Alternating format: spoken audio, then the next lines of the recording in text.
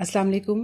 Today we are going to start our general science of class 8 और हमारा जो पहला चैप्टर है वो है ह्यूमन ऑर्गन सिस्टम। इस वाले चैप्टर के अंदर आप जो है अपने ऑर्गन सिस्टम्स के बारे में पढ़ेंगे और जो ऑर्गन सिस्टम आप यहाँ पढ़ेंगे वो है नर्वस सिस्टम। नर्वस सिस्टम में दो चीज़ें शामिल होती हैं, एक होता है सेंट्रल नर्वस सिस्टम, एक होता है स्पेरिकल नर्वस सिस्टम। फिर आप इसमें रिफ्लेक्स एक्शन पढ़ेंगे, आप इसमें एक्सक्रीटरी सिस्टम पढ़ेंगे, उसके में आप स्ट्रक्चर ऑफ किडनी पढ़ोगे, रोल ऑफ किडनी आप पढ़ेंगे इसके अंदर। अच्छा, आपको जब ये लेक्चर में दे रही होंगी तो मेक श्योर कि आपने अपनी बुक्स को ओपन भी किया हुआ होगा, साथ आपके पास कॉपी और पेंसिल भी मौजूद होगी, ताकि आप साथ साथ मेरे लेक्चर को अंडरस्टैंड भी करें और जो इम्पॉर्टेंट पॉइंट्स हैं वो आप साथ साथ राइट डाउन भी करती जाइए। अच्छा, before going to start our first chapter और फर्स्ट टॉपिक, मैं आपको ये बता दूं, you have to make the books and copies, ताकि आपने कॉपी के ऊपर फर्स्ट टर्म का टैग लगाना है। फर्स्ट टर्म में आपके पास you have 4 chapters. First 4 chapters जो हैं वो आपके फर्स्ट टर्म में शामिल हैं। आप जैसे प्रीवियस क्लास में साइंस की कॉपीज़ बनाती थी, आप चैप्टर्स लिखते थे, फिर आप एक्सरसाइज करती थी, डायग्राम ड्रॉ करते थे आप लोगों ने, सेम आपने अपनी 8th क्लास की जो जनरल साइंस की कॉपी है उसी तरह ही बनानी है। ओके जी, अब हम चैप्टर अपना स्टार्ट करते हैं और हमारे चैप्टर का नाम है ह्यूमन ऑर्गन सिस्टम। आपको ऑर्गन सिस्टम के बारे में पता है, प्रीवियस क्लास में हमने ऑर्गन सिस्टम्स पढ़े हुए हैं। ठीक है, हमारे कौन कौन से ऑर्गन सिस्टम होते हैं? ऑर्गन सिस्टम हमारे पास हैं, डाइजेस्टिव सिस्टम होता है, एक्सक्रीटरी सिस्टम होता है, हमारे पास रेस्पिरेटरी सिस्टम होता है और इसके अलावा बहुत से सिस्टम्स होते हैं। जब ये तमाम सिस्टम्स जो हैं एक साथ एक जगह पे काम करते हैं तो वो क्या करते हैं? They make body. ठीक है, लाइक ह्यूमन बॉडी। हमारी बॉडी के अंदर जो है वो डाइजेस्टिव सिस्टम भी काम कर रहा होता है, हमारी बॉडी के अंदर जो है रेस्पिरेटरी सिस्टम भी काम कर रहा है, रिप्रोडक्शन का काम भी कर रहा होता है, नर्वस सिस्टम भी काम कर रहा होता है। तो क्या हुआ? एक ह्यूमन बॉडी तैयार हो जाती है। ओके, फिर यहाँ पर आपके पास क्या है? इस चैप्टर में हम नर्वस सिस्टम पढ़ेंगे, नर्वस सिस्टम जो है, और एक एक्सक्रीटरी सिस्टम पढ़ेंगे। आज हम डिस्कस करते हैं नर्वस सिस्टम हमारे पास क्या होता है। नर्वस सिस्टम में मैं आपको यहाँ पे 3 चीज़ें बताऊँगी। सबसे पहले इसका इंट्रोडक्शन क्या चीज़ होता है, फिर न्यूरॉन्स क्या हैं, न्यूरॉन्स को आप नर्व सेल्स भी कहती हैं, फिर आपके पास टाइप ऑफ न्यूरॉन्स क्या होते हैं। सबसे पहले है नर्वस सिस्टम का इंट्रोडक्शन क्या होता है।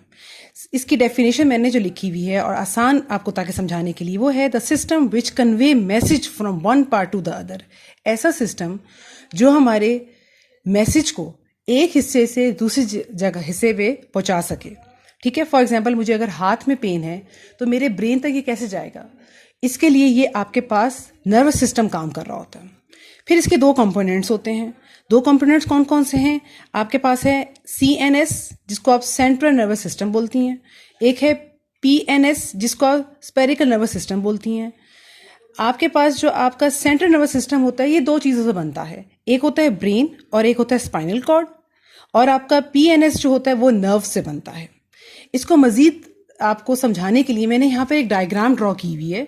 सपोज ये आपके पास एक ह्यूमन बॉडी है, यहाँ पर ये ब्रेन है, ब्रेन जो है वो कनेक्ट होता है आपके पास स्पाइनल कॉर्ड से। अभी हमने पढ़ा कि जो हमारे पास CN से जो हमारे पास सिस्टम होते हैं, सेंट्रल नर्वस सिस्टम जो होता है वो 2 चीज़ों से बना हुआ होता है, एक होता है ब्रेन से और एक होता है स्पाइनल कॉर्ड से। और जो आपके PNS जो आपके स्पेरिकल नर्वस सिस्टम होता है, मैंने कहा वो वेन्स आपके पास नर्व से बना होता है। ये जो आपके पास जिग जैग सी जा रही हैं और जो आपके स्पाइनल कॉर्ड और आपके ब्रेन के साथ टच हो रही हैं, ये क्या है? आपके पास नर्व्स हैं। नर्व्स क्या करती हैं? पैगाम को एक जगह से दूसरी जगह पे ले जाने में, यानी ब्रेन और स्पाइनल कॉर्ड को देने में हेल्प कर रही होती हैं।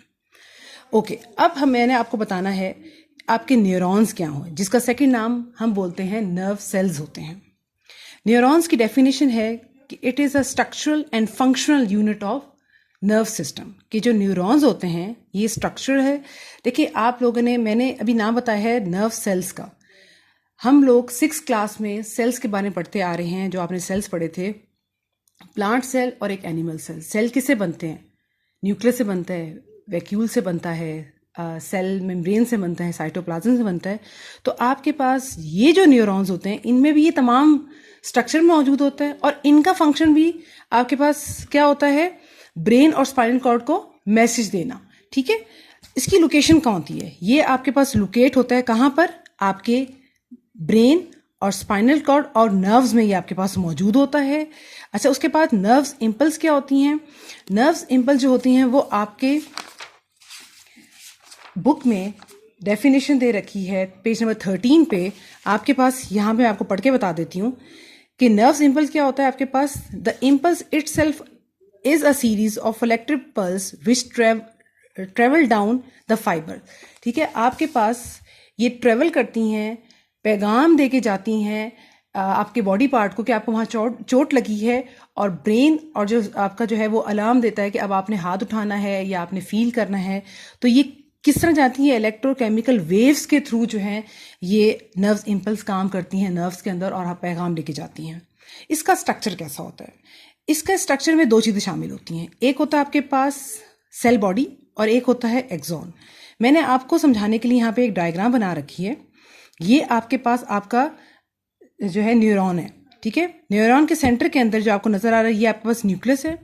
इसके साथ जो आपको डॉट नजर आ रहा है ये आपको साइटोप्लाज्म होता है। ज़्यादातर हिस्सा जो होता है इसका साइटोप्लाज्म जो है वो लेके कवर करता है। ठीक है, ये जो आपके फाइबर से नजर आते हैं इन्हें आप डेंड्राइट्स कहते हैं। ठीक है, ये आपके पास एक जो लूप बनी हुई है और उसके दरमियान ये जो आपको गोल गोल से दायरे से नजर आ रहा है ये आपका एक्सॉन होता है। एक्सॉन, और ये इस तरह पूरा एक स्ट्रक्चर बना हुआ होता है। यहाँ समझाने के लिए मैंने यहाँ इसको एंड अप कर दिया। यहाँ लेट सपोज ये एंड हो चुका है, तो जो एंड वाली फाइबर्स होती हैं that is called terminal end of axon कहलाती हैं। ठीक है, ये अब आपको समझ आ गई, ये आपका एक स्ट्रक्चर होता है जिसमें डेंड्राइट्स, एक्सॉन और आपके पास न्यूक्लियस, साइटोप्लाज्म काम कर रहे होते हैं, और ये आपके पास पैगाम को एक जगह से दूसरी जगह लेके जा रहे होते हैं। ओके, अब इसका डेंड्राइट्स, एक्सॉन और टर्मिनल एंड ऑफ एक्सॉन का फंक्शन क्या होता है? बेसिकली आपका जो डेंड्राइट्स हैं ये मैसेज को रिसीव करता है जो एक सेल से दूसरे सेल में आता है। ठीक है, एक्सॉन क्या करता है, जब डेंड्राइट से मैसेज को ले लेता है तो एक्सॉन जो है वो आगे अवे कर देता है सेल बॉडी को message. And terminal end of axon क्या काम कर रहा होता है? तो transfer message from axon of one cell to dendrites to the other cells. यानी कि ये क्या करता है, ये आपके मैसेज को एक्सॉन से लेता है, डेंड्राइट पे देता है और फिर अगले सेल को ये दे देता है।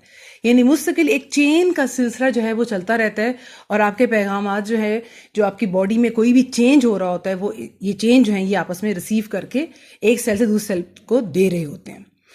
थर्ड हमारे पास क्या होते हैं, नर्व्स क्या होते हैं।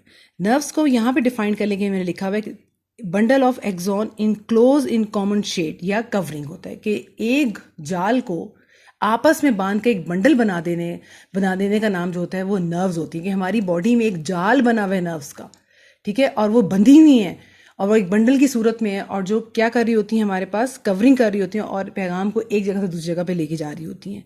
इस टॉपिक को समझने से पहले मैंने यहाँ पर आपको स्टिमुलस, रिसेप्टर और यहाँ पर मैंने आपको इफेक्टर के बारे में बताया है।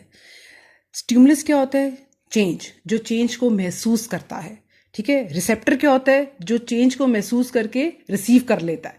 ठीक है, एंड व्हाट इज अफेक्टर? जो रिस्पॉन्स करता है उस चेंज को। ठीक है, इसकी एग्जांपल ऐसे ले सकते हैं कि अगर आपको चोट लगती है तो आपकी बॉडी जो है वो स्टिमुलस ने चोट महसूस की, चोट ली, रिसीव की, और अफेक्ट क्या किया कि आपने रोना शुरू कर दिया या आपने बताना शुरू कर दिया, तो वो आपका रिस्पॉन्स हो गया कि आपको पता चल चुका है कि आपको चोट लग गई है और अब आपने जो है वो उसको देखभाल करनी है और समझना है। अच्छा जी, अब हमारे पास जो नेक्स्ट टॉपिक आ रहा है वो है टाइप ऑफ न्यूरॉन्स क्या होते हैं। हमारे पास 3 तरह की टाइप ऑफ न्यूरॉन्स होते हैं। एक होता है सेंसरी न्यूरॉन, एक होता है मोटर न्यूरॉन और एक होता है इंटर न्यूरॉन। सेंसरी न्यूरॉन्स क्या होते हैं? सेंस द स्टिमुलस, जो स्टिमुलस को लेता है, पहचानता है, सेंस लेता है।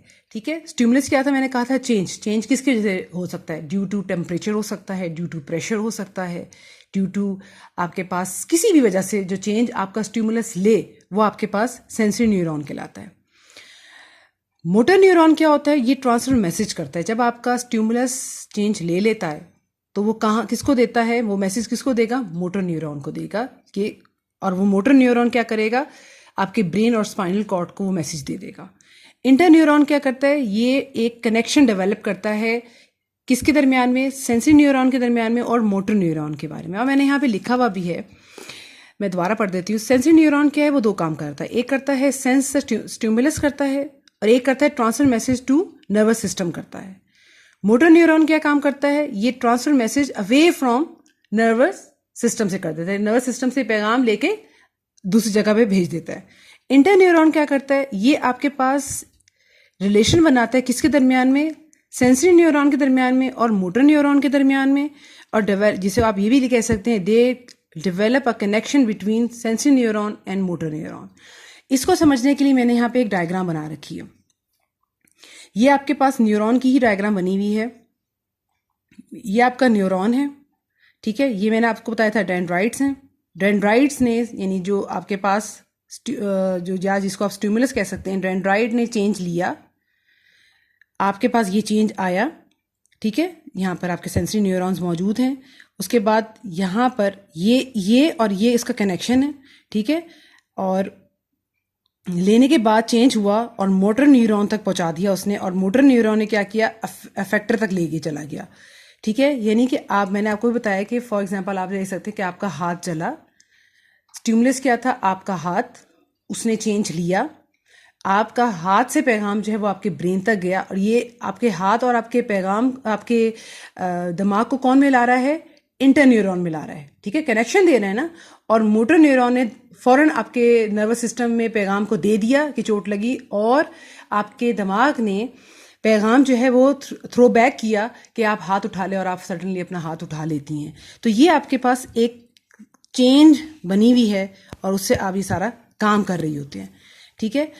आपको मेरा लेक्चर समझ आ चुका होगा।